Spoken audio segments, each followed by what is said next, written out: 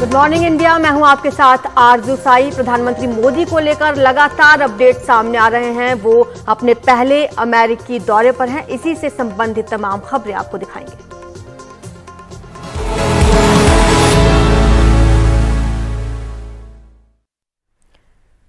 तो पीएम मोदी के इस पहले राजकीय दौरे की शुरुआत हुई न्यूयॉर्क से, जहां पर बड़ी संख्या में भारतीयों ने प्रधानमंत्री मोदी का स्वागत किया। पीएम ने उनका अभिवादन स्वीकार किया, लोगों से उन्होंने मुलाकात भी की। इसकी अलग अलग तस्वीरें सामने आई हैं। एयरपोर्ट के बाहर से लेकर होटल के बाहर तक लोगों की भीड़ जमा रही। लोगों ने वहां भारत माता की जय के नारे लगाए, मोदी मोदी के नारे लगाए गए और लोगों में खासा उत्साह देखने को मिला। दूर दूर से अमेरिका के अलग अलग शहरों से भारतीय प्रवासी पीएम मोदी की एक झलक पाने के लिए यहां पहुंचे। पीएम मोदी अपने अमेरिकी दौरे पर हैं। इस बार का दौरा बेहद खास है क्योंकि उनका ये पहला राजकीय दौरा है। जो बाइडेन के साथ मुलाकात करेंगे, डिनर करेंगे और भी कई तरह के कार्यक्रम उनके इस दौरे के दौरान रहने वाले हैं। दृश्य हम आपको दिखा रहे हैं। प्रधानमंत्री 3 दिन के अमेरिका के राजकीय दौरे पर हैं पीएम मोदी और न्यूयॉर्क में उन्होंने अब तक शिक्षाविदों से मुलाकात की है, थिंक टैंक समूहों के सदस्यों से मुलाकात की है। इलॉन मस्क से भी मिले पीएम मोदी और इलॉन मस्क ने इस दौरान कहा कि वो पीएम मोदी के बहुत बड़े फैन हैं और अगले साल भारत की यात्रा पर आ सकते हैं। इसी तरह से छोटी छोटी मुलाकातें लेकिन बहुत गहराई मुलाकातों में छिपी हुई है। पीएम मोदी का ये आधिकारिक दौरा शुरू हो चुका है आज अंतर्राष्ट्रीय योग दिवस भी है। ऐसे में पीएम मोदी आज एक महत्वपूर्ण कार्यक्रम में भी भाग लेने वाले हैं। ये कार्यक्रम यूएन मुख्यालय में रहेगा। एक योग कार्यक्रम है। इसमें पीएम मोदी अगुवाई करेंगे, नेतृत्व करेंगे इस कार्यक्रम का। कई मुलाकातें उनकी होने वाली हैं। साथ ही डिफेंस डील हो सकती है। कई महत्वपूर्ण दस्तावेजों पर हस्ताक्षर हो सकते हैं।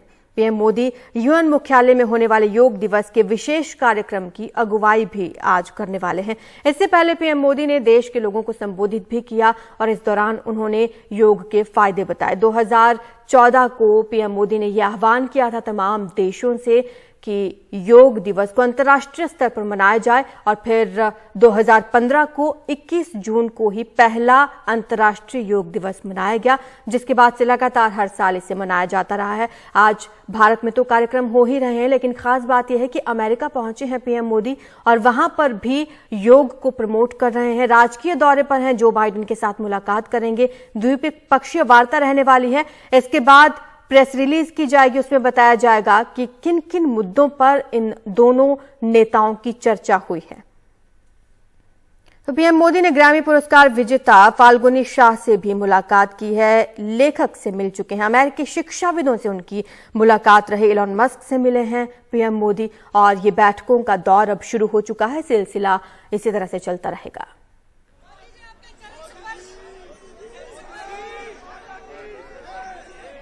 तो न्यूयॉर्क पहुंचे पीएम मोदी का खास अंदाज में स्वागत किया गया। फेडरेशन ऑफ इंडियन एसोसिएशन की ओर से हडसन नदी पर 250 फीट का एक बैनर हवाई जहाज के जरिए फहराया गया। कुछ इस अंदाज में पीएम मोदी का स्वागत किया गया।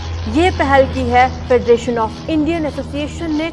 हडसन नदी के ऊपर 250 फीट लंबा एक बैनर हवाई जहाज के जरिए फहराया गया है।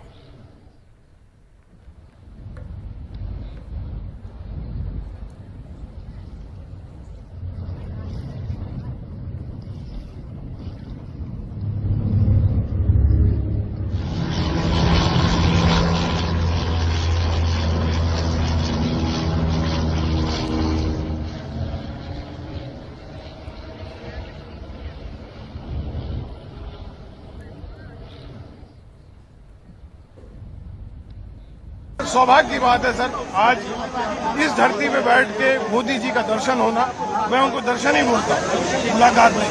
एंड मैं काशी से हूँ सर और तकरीबन 2 साल से यहाँ पे हूँ। अमेजिंग मतलब जो दर्शन हुए उनके अनबिलीवेबल। मैं बनारस में काफी दूर से देखी, लेकिन मैं सोची थी जो इंडिया में इतना परेशान है, मैं यूएसए में शायद उनके साथ थोड़ा एक सेल्फी ले पाऊंगी, बट इतना सिक्योरिटी और इतना लोग नहीं ले पाए। पर बहुत खुश सर को देख पाई। प्रणाम है मोदी जी आपको। तो उन्होंने भी हंस के बहुत अच्छे से 2 बार प्रणाम किया, जाते हुए भी प्रणाम किया, आते हुए भी प्रणाम किया। और मोदी जी के फेस पे क्या हो रहा था, क्या बहुत शांति और बहुत ही प्यार से उन्होंने हमें नमस्ते की। Thank you, we are very happy, thrilled, so good. बहुत नजदीक से मैंने सत श्री अकाल किया, उन्होंने जवाब दिया सत श्री अकाल। हाँ जी, दिल खुश हो गया। एक बहुत ही संक्षिप्त मुलाकात हुई और बहुत अच्छा लगा, इतनी देर से इंतजार करते हुए। लेकिन ये उनका बड़प्पन है, उनकी महानता है कि वो बाहर निकल के आके सब लोगों के साथ संपर्क स्थापित किया और इतने नजदीक से उनके साथ जब मुलाकात हुई तो बहुत अच्छा लगा। आपका सफर रहा? बिल्कुल। we brought lots of love. That's what we brought. हम प्यार लेके आए मोदी जी के लिए, टाइम लेके आए, so that's what we brought. पर मैं बताती हूँ, मैंने ना रुद्राक्ष की बड़ी सारी माला लेकर आई थी, तो मैंने कहा था इसको पहनाऊंगी और मोदी जी को दिखाऊंगी कि जैसे मोदी जी शिव के भक्त हैं और हम उनको महाअवतार बाबा जी का रूप मानते हैं, क्योंकि उन्होंने इतना काम करा है और वो स्ट्रॉन्ग अकेले खड़े हैं और सारे लोग उनके विरुद्ध में जो भी खड़े हुए हैं और वो तरक्की पर तरक्की करते जा रहे हैं, तो कोई शक्ति उनके साथ है। तो मैंने कहा था कि वो माला मोदी जी को दिखाएंगे कि मोदी जी आपके लिए हम प्रेयर करते हैं, तो वो फिर सिक्योरिटी की वजह से हमने गाड़ी में ही रख दी है ना। तो हमने, मेरे हस्बैंड और बेटे ने हाथ मिलाया और मैंने उनको जोर से बोला चरण स्पर्श। 1 मिनट की लगा था कि मोदी जी अंदर चले गए हैं, सब उम्मीद हार गए थे, 3-4 घंटे से खड़े हुए थे, लेकिन मोदी जी तो मोदी जी हैं, वो आए हैं, 1 बार 2 बार गए हैं और हमने भी हाथ मिलाया, पापा ने भी हाथ मिलाया, तो बहुत अच्छा लगा। मुलाकात बहुत अच्छी रही, हमने 3 बार उनसे हाथ मिलाया और मोदी जी की आंखें देख के और हमारी आंखें देख के भर आई आंखें।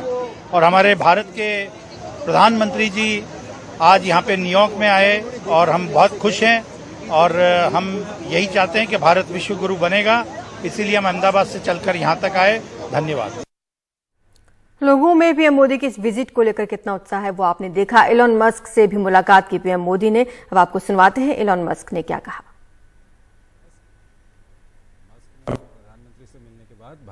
I'm actually incredibly excited about the future of India. I think India has more promise than any large country in the world. The takeaways from the meeting. Takeaways from the meeting. He really cares about India because he's pushing us to make significant investments in India, which it is something that we intend to do, and we're just trying to figure out the right timing. In a nutshell, it was a fantastic meeting with the Prime Minister, and I like him quite a lot. He visited I am a fan of Modi, so and yes, I'm tentatively planning to visit India again next year. PM Modi ने बुधवार को New York में लेखक और academic professor Robert Thurman से भी मुलाकात की। रॉबर्ट थुरमन से पीएम मोदी की मुलाकात का एक वीडियो सोशल मीडिया पर साझा किया गया है। इससे पहले पीएम मोदी ने प्रोफेसर नसीम तालेब से भी मुलाकात की थी। पहुंचने के बाद प्रधानमंत्री की ये पहली मुलाकात है और साथ ही साथ उन्होंने प्रसिद्ध प्रोफेसर रॉबर्ट थुरमन से भी मुलाकात की है और बातचीत भी की है। तो बैठकों का दौर शुरू हो चुका है। प्रधानमंत्री मोदी अलग अलग विषयों पर चर्चा कर रहे हैं। अब द्विपक्षीय वार्ता भी होनी है अमेरिका के राष्ट्रपति जो बाइडेन के साथ, जिसका इंतजार किया जा रहा है। रॉबर्ट थुरमन से भी मुलाकात की। अंतर्राष्ट्रीय योग दिवस है आज। इस मौके पर प्रधानमंत्री मोदी न्यूयॉर्क में संयुक्त राष्ट्र के मुख्यालय पर योग करेंगे। इस कार्यक्रम में करीब 8,000 लोग शामिल होंगे। योग दिवस पर आज पीएम मोदी ने अपने संदेश में कहा कि जो जोड़ता है वो योग है। उन्होंने कहा योग एक वैश्विक आंदोलन बन चुका है। योग से गतिरोधों को खत्म करना है और योग पूरे संसार को जोड़ने का काम करता है। होटल के अंदर वहां पर पहुंच गए हैं।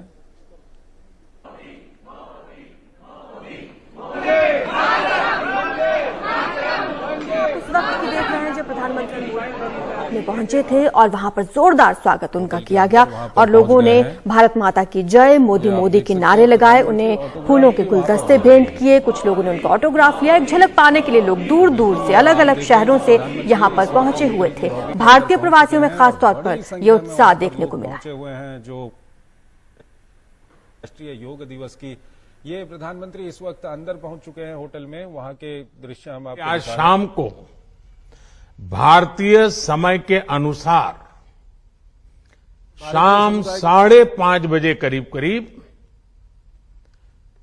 संयुक्त राष्ट्र यूएन के मुख्यालय में जो विशाल मात्रा में योग कार्यक्रम हो रहा है, मैं उसमें शामिल होऊंगा। भारत के आह्वान पर दुनिया के 180 से ज्यादा देशों का एक साथ आना ऐतिहासिक है, अभूतपूर्व है। अंतर्राष्ट्रीय योग दिवस के जरिए योग एक वैश्विक आंदोलन बन गया है, ग्लोबल स्पिरिट बन गया है। इस साल योग दिवस के कार्यक्रमों को ओशन रिंग ऑफ योगा इसने और विशेष बना दिया है। ओशन रिंग ऑफ योगा, इसका आइडिया योग के विचार और समुद्र के विस्तार के पारस्परिक संबंध पर आधारित है। वक्त हो चला छोटे से ब्रेक का, जल्द लौटेंगे।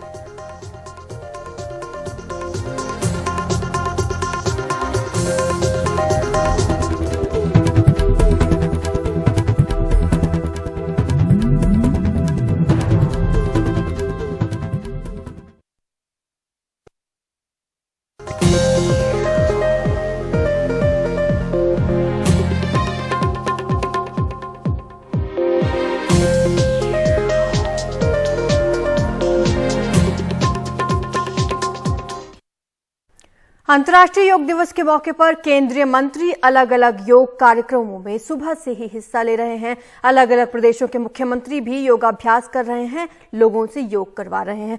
इसकी अलग अलग तस्वीरें आपको दिखाएंगे। यहां पर रक्षा मंत्री राजनाथ सिंह ने कोच्चि में नेवी के आला अधिकारियों के साथ आईएनएस विक्रांत युद्धपोत की मौजूदगी में योग कार्यक्रम में हिस्सा लिया। साथ ही केंद्रीय सूचना एवं प्रसारण मंत्री अनुराग ठाकुर की भी तस्वीरें आई हिमाचल प्रदेश के हमीरपुर से, जहां पर उन्होंने कई लोगों के साथ मिलकर योग किया। तस्वीरें ओडिशा से भी आई, जहां बालासोर में रेल मंत्री करीब 7,000 लोगों के साथ योग करते हुए नजर आए। वहीं शिक्षा मंत्री धर्मेंद्र प्रधान ने भी योग किया है। मुंबई में वो योग करते हुए दिखाई दिए। इस दौरान कई लोग मौजूद रहे। ऐसी ही तस्वीरें उत्तर प्रदेश के मुख्यमंत्री, उत्तराखंड के मुख्यमंत्री योग गुरु बाबा रामदेव की भी सामने आई हैं। योगाभ्यास किया उन्होंने और लोगों से योग कराया। न सिर्फ योगाभ्यास किया गया, बल्कि प्रधानमंत्री मोदी का संबोधन भी लोगों को सुनाया गया।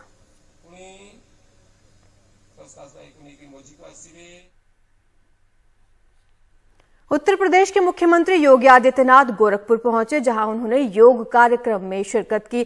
सीएम योगी ने इस मौके पर कहा कि योग से हर तरह का तनाव दूर किया जा सकता है, शरीर को निरोग रखा जा सकता है, इसलिए योग को जीवन का हिस्सा बना लेना चाहिए। तस्वीरें गोरखपुर से सामने आई हैं, जहां पर सीएम योगी आदित्यनाथ ने न सिर्फ लोगों को संबोधित किया, बल्कि खुद योगाभ्यास किया।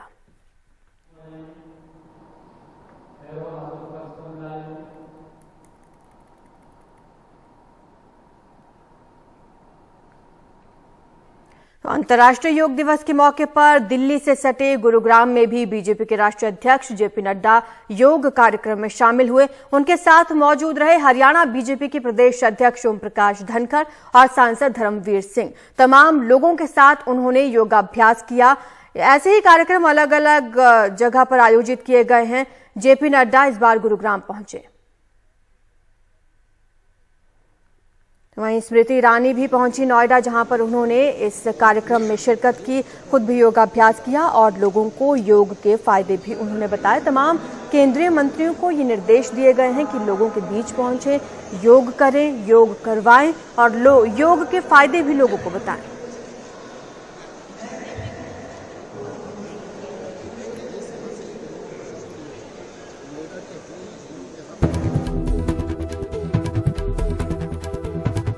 अंतर्राष्ट्रीय योग दिवस है आज और पूरा भारत ही नहीं, पूरा विश्व ये दिवस मना रहा है। कई तरह के कार्यक्रम आयोजित किए जाते हैं। ऐसे में चर्चा योग पर जरूर बनती है। हमारे साथ जुड़ रहे हैं डॉक्टर धीरेन्द्र आचार्य, योग गुरु हैं। गुरु जी, बहुत बहुत स्वागत है आपको एनडीटीवी इंडिया पर। हमारे दर्शक आपसे रूबरू होंगे और जानना चाहेंगे, आज अगर आपने पीएम मोदी को सुना होगा तो उन्होंने अपने संबोधन में कहा कि युज्यते अनेन इति योगा, यानी कि योग जोड़ने का काम करता है, जो जोड़ता है वो योग है। आप इसे कितना सार्थक मानते हैं?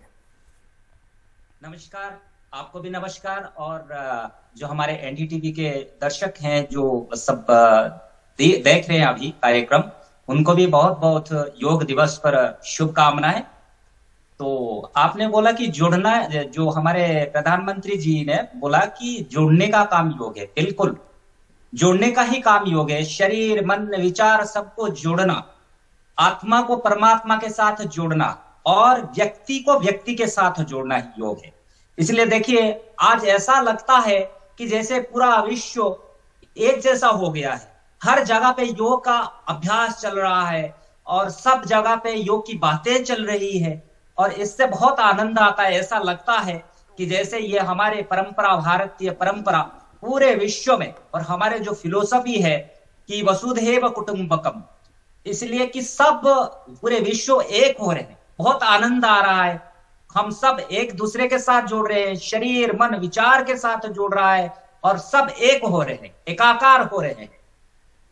बिल्कुल। और जी गुरु जी, आपके पास लौटूंगी। हमारे साथ ग्रैमी पुरस्कार विजेता फाल्गुनी शाह खास हमारी मेहमान जुड़ चुके हैं। फाल्गुनी, बहुत बहुत स्वागत है आपका एनडीटीवी इंडिया पर।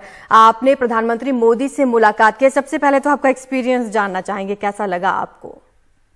नमस्ते, थैंक यू, मुझे आपने बुलाया, बहुत अच्छा लगा। अब हमने 6 महीना ये गाने पे काम किया था।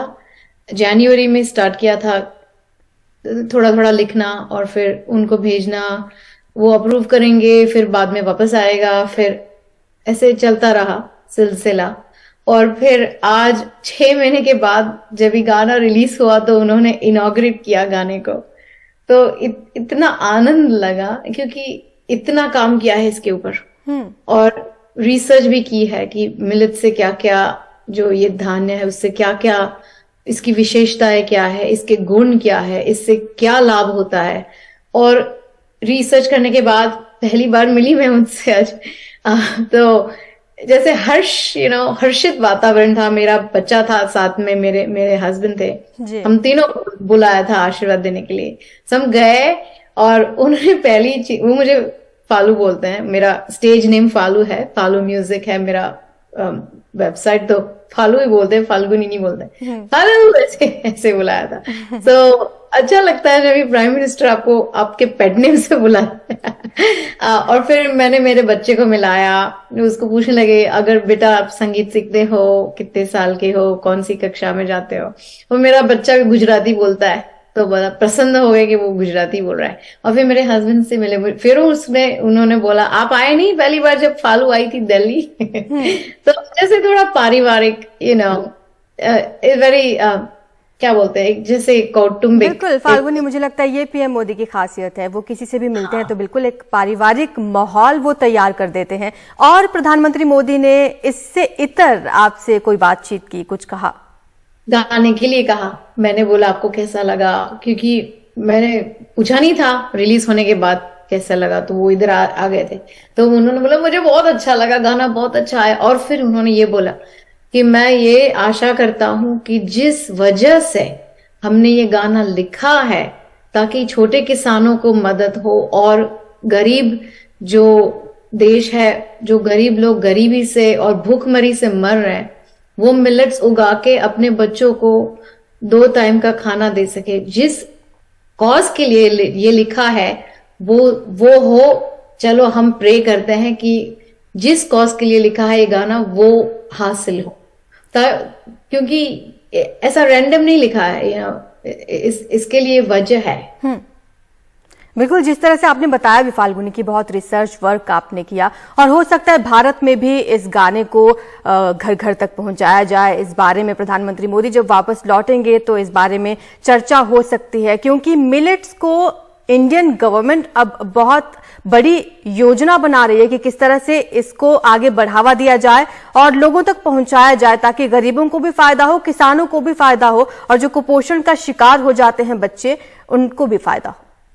जरूर, और इससे गरीबी और भूखमरी भी दूर हो सकती है, क्योंकि ये जहां बारिश नहीं होता है वहां भी ये उग सकता है। लेकिन जी फाल्गुनी, आपको आइडिया कहां से आया? मुझे नहीं, ये प्राइम मिनिस्टर का आइडिया है, मेरा नहीं है। मैं जब भी मुझे बुलाया गया था कांग्रेचुलेट करने के लिए, जब भी मैंने ग्रामी जीती, तो उन्होंने फॉलो म्यूजिक पे ट्वीट किया तो मैं तो कभी सपने में भी नहीं सोचा था कि prime minister follow music congratulations ऐसा बोलेंगे ट्विटर पे। तो एकदम हैप्पी सरप्राइज हो गई। फिर जब भी इंडिया दिसंबर में गई, मेरे शोज थे टूर करने, तभी उनका ईमेल आया उनके ऑफिस से कि आप आओ, अगर मिलना चाहते हो तो दिल्ली आ जाओ। तो मैं नेक्स्ट फ्लाइट पकड़ के दिल्ली गई। ये विचार उनका है कि बेटा आप मिलेट्स पे गाना लिखो ताकि उसको हम ज्यादा बढ़ावा अवेयरनेस दे सके, लेकिन म्यूजिक को यूज करेंगे, जैसे म्यूजिक के माध्यम से ये मैसेज बाहर जाए कि भैया आप मिलेट्स ट्राई करो। बहुत बहुत शुभकामनाएं आपको फाल्गुनी इस सफलता के लिए। प्रधानमंत्री मोदी से भी आपकी मुलाकात हुई है और आगे भी आशा करते हैं कि इसी तरह के अच्छे अच्छे गाने जो लोगों को जागरूक करेंगे आप बनाती रहेंगी और ऐसे गाने आते रहेंगे। शुक्रिया आपका एनडीटीवी के साथ जुड़ने के लिए। और हमारे साथ गेस्ट मौजूद हैं। सौदामिनी चंद्रा हमारे साथ जुड़ चुकी हैं, योग शिक्षक हैं, वो भी जुड़ने वाले हैं। लेकिन डॉक्टर धीरेन्द्र आचार्य हमारे साथ बने हुए हैं, योग गुरु हैं। डॉक्टर धीरेन्द्र आचार्य जो योग गुरु हैं, उन्हीं के साथ हम बातचीत कर रहे थे, उसी को कंटिन्यू करेंगे। गुरु जी, आप बताएं कि जिस तरह से पीएम मोदी ने संबोधन में कहा, आप जिक्र भी कर रहे थे कि योग जोड़ने का काम करता है, आपको योग से जुड़े हुए कितना वक्त हो गया और कब आप योग से जुड़े? देखिए, मैं तो अभी मयूरभंज डिस्ट्रिक्ट में हूँ। बिल्कुल जिस जगह पे हूँ आप सोच नहीं सकते। एक टावर के पास एक ट्राइबल के घर पे हूँ, तो यहाँ अच्छी तरह से नेटवर्क आता है। तो ये बिल्कुल ट्राइबल एरिया में जो हमारे राष्ट्रपति जी जहां से बिलोंग करते हैं, जिस डिस्ट्रिक्ट से, उसी डिस्ट्रिक्ट में बिल्कुल अभी फिलहाल मैं तो कई जगह पे योग सिखा चुका हूँ। इवन जब हमारे पूर्व राष्ट्रपति जी थे अब्दुल कलाम साहब, उस वक्त भी हम राष्ट्रपति भवन में शिविर लगाए थे और थ्रू आउट इंडिया कई शिविर लगाए, कई लोगों को सिखाया और कुछ जो हमारे फिल्म स्टार्स हैं उनको भी सिखाया। और ये जो बिल्कुल ग्रामीण, मतलब कि आप सोच नहीं सकते, जहां पर योग का पूरा आनंद लिया जा सकता है, जो हमारे बिल्कुल जंगल के बीचों बीच यहाँ के जो हमारे ट्राइबल्स हैं उनके ऊपर कुछ कार्य कर रहे हैं और साथ ही साथ अलग अलग जगहों पे हम विजिट कर रहे हैं, वहां पर भी शिविर लगा रहे हैं जी। यहाँ पे कुछ ट्राइबल बच्चों को पढ़ा रहे हैं। तो जुड़ने का काम मतलब मैं इसलिए कह रहा था कि हम यहाँ से अभी जुड़ रहे हैं, आपके टीवी के माध्यम से पूरे भारत और विश्व भर में हम जुड़ रहे हैं। मतलब योग पहले भी था, अभी भी है, पर इस चीज को जिस ढंग से हमारे प्रधानमंत्री जी नरेंद्र भाई जी ने इसको इस तरीके के साथ फैलाया कि पूरे विश्व आज देखता रह गया और सब करने लग गए। और जैसे कहा जाता है कि पहले भी भारत हमारा विश्व गुरु था, अभी भी ऐसे सब साधु संत बोल रहे हैं कि वो वक्त शायद बहुत ही नजदीक आ गया है, करीब आ गया है, फिर भारत विश्व में पूरा गुरु बनने जा रहे हैं। बिल्कुल। हमारे साथ एक और गेस्ट जुड़ चुके हैं, सौदामिनी चंद्रा, योग शिक्षक हैं। बहुत बहुत स्वागत है आपका सौदामिनी एनडीटीवी इंडिया पर। मुझे याद है कुछ साल पहले जब हम स्कूल में थे, उस वक्त नया नया विषय आया था योग का, जो ऑप्शनल था। उस वक्त से लेकर अब तक इतने सालों में योग को लेकर आप क्या बदलाव देखती हैं? आई थिंक एक तो चेंज आया है कि कॉमन लोगों में बहुत अवेयरनेस आई है योग की। एंड आई थिंक ये अब आप मेरे से काफी छोटे हैं, बट ये जब आस्था चैनल आया था तो ये स्वामी रामदेव का शो था एंड उस टाइम लोगों ने योग को काफी अपनाया था। सो आई थिंक जो बाबा रामदेव का काम है, I think that's a very significant contribution in bringing yoga to the masses in the last 20 years. And I think India में एक प्रॉब्लम होती है कि हमारी डिसिप्लिन जो हमारी पुरानी चीजों के लिए है वो बहुत कम है। सो आई थिंक वो अब चेंज आ रहा है कि लोग, जैसे आप कह रहे हैं कि ये ऑप्शनल कोर्स है या इलेक्टिव कोर्स है, तो ये चेंज आना है, आना चाहिए कि हमको ये जो हमारी पुरानी संस्कृति है, हमारे पुराने आर्ट्स क्राफ्ट्स विद्याएं हैं, उनको अडॉप्ट करना चाहिए। और बिल्कुल ये चर्चा जारी रहेगी सौदामिनी और गुरुजी के साथ हमारी, लेकिन यहाँ पर वक्त हो चला है छोटे से ब्रेक का, जल्द लौटेंगे।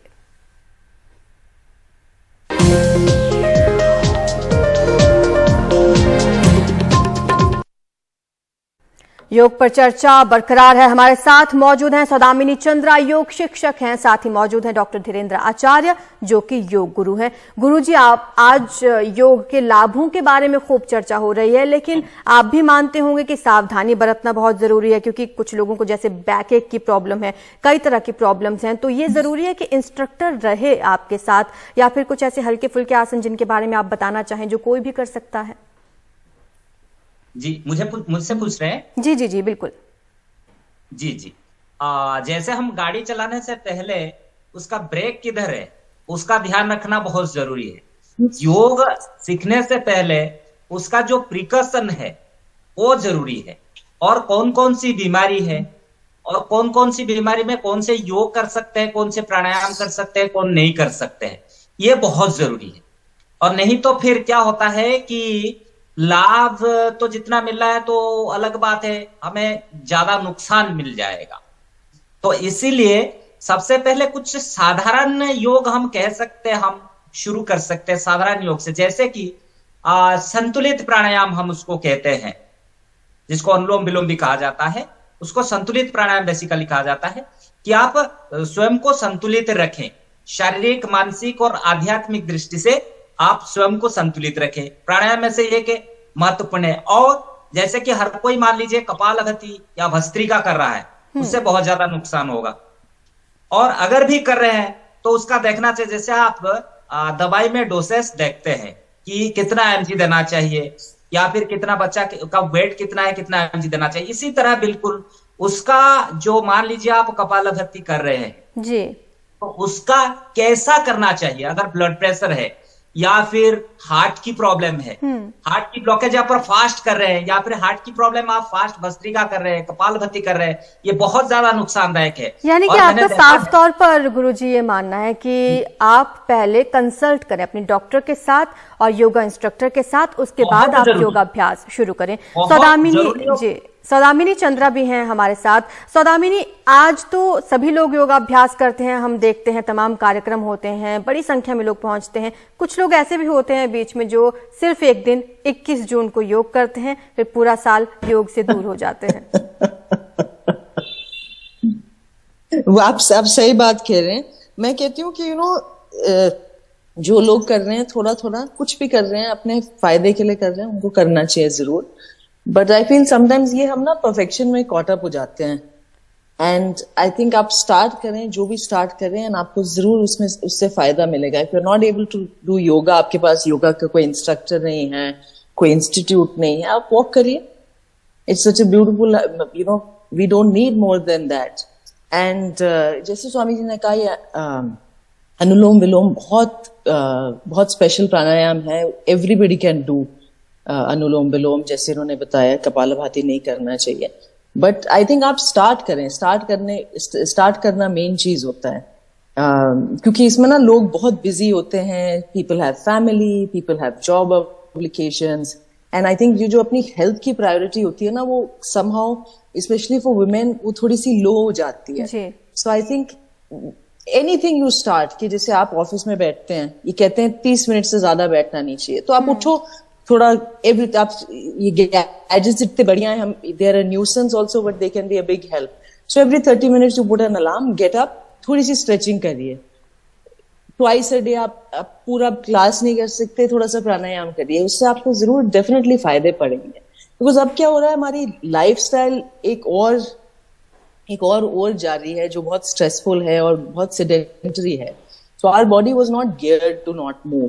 सो आई थिंक मूवमेंट लाना मेंटली एंड फिजिकली बहुत इंपॉर्टेंट है। बिल्कुल सौदामिनी, और सरकार ने इस बारे में पहल भी की है। हाल फिलहाल ये निर्देश दिया गया है कि जो भी सरकारी कर्मचारी हैं अपनी जॉब से छोटा छोटा ब्रेक लें, चाहे वो प्राणायाम करें, ब्रीदिंग एक्सरसाइज करें, लेकिन कुछ ना कुछ बीच में करते रहें ताकि तनाव मुक्त रहें और स्वस्थ रहें। बहुत बहुत शुक्रिया आप दोनों का ही हमारे साथ जुड़ने के लिए। मैं जोड़ूंगा, जी मैं जोड़ूंगा, शास्त्रों से जोड़ूंगा। जो आपने बताया ना कि नुकसान क्या है, इसमें शास्त्रों में हमारे साफ साफ शब्द श्लोक के माध्यम से बताया गया है कि प्राणायामेन योगेन सर्वरोग क्षय भवेत्, अयुक्ताभ्यास योगेन सर्वरोग समुद्भव। अगर आप ठीक तरह से गुरु से सीखते हुए ठीक ढंग से प्राणायाम करते हैं या फिर योग करते हैं तो आप सारे व्याधियों से आपको मुक्ति मिल सकती है। अगर ये नहीं करते हैं, गलत करते हैं, तो आप पूरे व्याधियों से भर जाएगा शरीर। बहुत ही खूबसूरत बात आपने गुरुजी बताई है हमारे दर्शकों को। शुक्रिया आप दोनों का हमारे साथ जुड़ने के लिए और इस कार्यक्रम में हिस्सा लेने के लिए।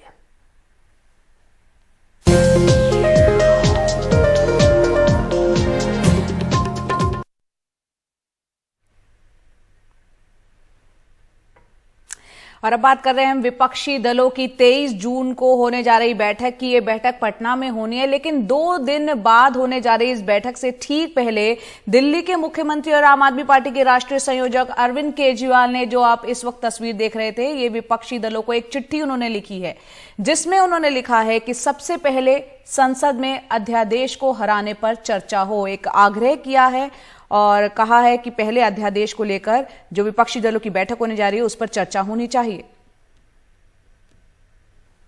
इस कांग्रेस से मैं उम्मीद करता हूं सारी पार्टियां पूछेंगी उस मीटिंग में, भाई आप अपना स्टैंड बताइए। और मैं समझता हूं कि सबसे पहला उस मीटिंग का सबसे पहला एजेंडा होगा अध्यादेश, कि दिल्ली के अंदर जनतंत्र को खत्म करने के लिए, और मैं वहां सारी पार्टियों को समझाऊंगा, टेक्निकली भी कॉन्स्टिट्यूशन लेके जाऊंगा, मैं संविधान लेके जाऊंगा, कि आप ये ना समझें कि ये दिल्ली आधा राज्य है इसलिए दिल्ली के बारे में ये अध्यादेश आया है। ये अध्यादेश तमिलनाडु में भी आ सकता है, ये अध्यादेश महाराष्ट्र में भी आ सकता है, वेस्ट बंगाल में भी आ सकता है, पंजाब में भी आ सकता है। और यहाँ पर हमारे साथ चर्चा के लिए शरद शर्मा हमारे साथ जुड़ रहे हैं। शरद, आपने अरविंद केजरीवाल को सुना और वो चिट्ठी भी आपने पढ़ी।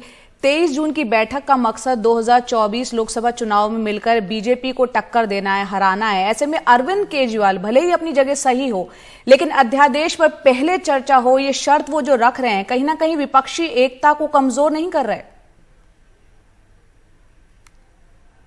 नहीं, देखिए असल में होना यह है कि जहां तक जानकारी है वो ये है कि करीब 3 घंटे की ये बैठक हो सकती है।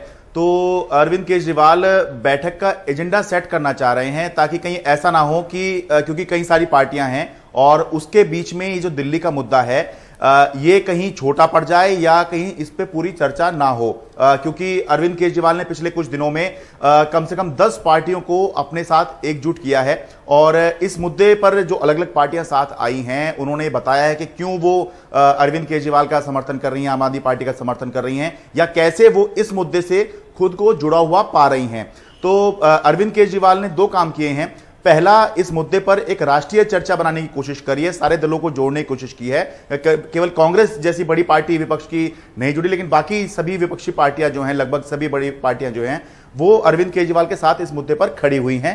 तो इस मुद्दे पर लगभग सभी विपक्षी पार्टियों को, कांग्रेस को छोड़कर, अपने साथ खड़ा करने के बाद अरविंद केजरीवाल एजेंडा सेट करना चाह रहे हैं ताकि शुरुआत ही इस बैठक से हो। और अगर ये होता है जया, अगर ये होता है तो सबसे पहले ये चिट्ठी के अंदर ये भी लिखा हुआ है कि ये अध्यादेश को हराने के साथ साथ सभी पार्टियों का जो स्टैंड है वो क्लियर होना चाहिए। और सभी पार्टी का मतलब क्या है? बाकी सब पार्टी तो जो विपक्ष की हैं वो अपना स्टैंड क्लियर ही कर चुकी हैं, केवल कांग्रेस ने अपना स्टैंड क्लियर नहीं किया है। तो अगर इस पर चर्चा होती है और यही सबसे पहला मुद्दा बन जाता है तो फिर ये शुरू में ही साफ हो सकता है या आपस में बहसबाजी हो सकती है कांग्रेस और आम आदमी पार्टी में, या यूं कहें कि अरविंद केजरीवाल और राहुल गांधी जो हैं आपस में ये डिस्कस करेंगे कि समर्थन दें तो क्यों दें, क्यों नहीं दें तो क्यों नहीं दें। तो ये दो बातें जो हैं ये एक तरह से पहले से निकल के आई हैं। कल उन्होंने मौखिक रूप से कहा था, लेकिन आज औपचारिक रूप से चिट्ठी लिख दी है अरविंद केजरीवाल ने। बिल्कुल, ये चिट्ठी अब औपचारिक रूप से रख दी है। देखना होगा 23 तारीख को जो बैठक होने जा रही है, विपक्षी दल इस चिट्ठी को किस तरह से लेते हैं और क्या कुछ बैठक का एजेंडा वहां जाकर तय होता है। बहुत बहुत शुक्रिया शरद, पूरी जानकारी के लिए आपका।